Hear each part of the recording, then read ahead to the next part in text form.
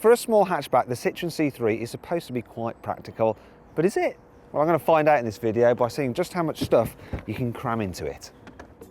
Well, up front, it's very easy to get comfy in the Citroen C3. There's plenty of adjustment for the driver's seat, and the chairs are soft and squidgy. In the back, space is only okay. If you're over 6 foot tall, the C3's curved roofline makes headroom pretty tight, and there's less knee room than in rivals like the Nissan Micra. The middle seat is quite comfy though, and shoulder room is okay for this class of car, and there's plenty of room under the front seats for everyone to put their feet. So it's okay-ish for carrying 3 in the back if you absolutely blooming need to. The good news is that if you've got smaller passengers, it's pretty easy to install a child seat in the C3. The Isofix mounts are exposed between the seat cushions and the doors are quite large. They don't quite open to 90 degrees, so getting bigger seats through the gap might be a bit more tricky. The Citroen C3 scored 4 stars in the Euro NCAP crash tests. Adult and child occupant scores were up to the best in class, but lower ratings in the pedestrian protection and safety assist categories knocked a star off. However, all C3s do get speed limit recognition, lane departure warning and cruise control as standard. The C3 has a 300-litre boot. That means there's space for a pushchair and a couple of soft bags, and a set of golf clubs will also fit. It can also hold a large and small suitcase, but the space isn't quite tall enough to fit another small suitcase when the parcel shelf is still in place. Other than a couple of tethering hooks, the C3's boot doesn't have any clever features either. That's not too unusual for these size of cars, but a Volkswagen Polo gets an adjustable boot floor, which will come in handy here because the C3 has a big load lip to lift stuff over. The boot opening itself is fairly wide though, so at least you can make the most of the space. Fold the rear seats down and the C3's volume grows to 922 litres. There is a big hump between the floor and the seats though, so it's a little awkward for loading larger items and pushing them to the front of the car. Still, the C3 can swallow a bike even with its wheels attached, which rivals such as the Ford Fiesta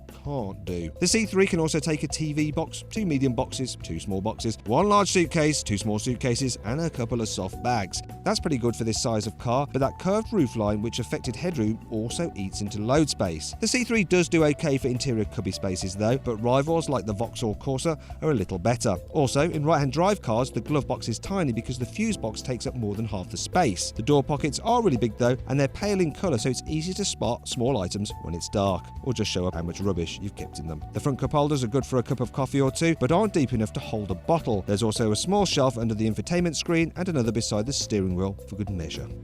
If you click up there, you can compare offers on the Citroen C3 at carwow.co.uk. All you have to do is fill in the details of the car you want. Dealers will come back with the best price they can do on it, and then you can compare offers without having to haggle.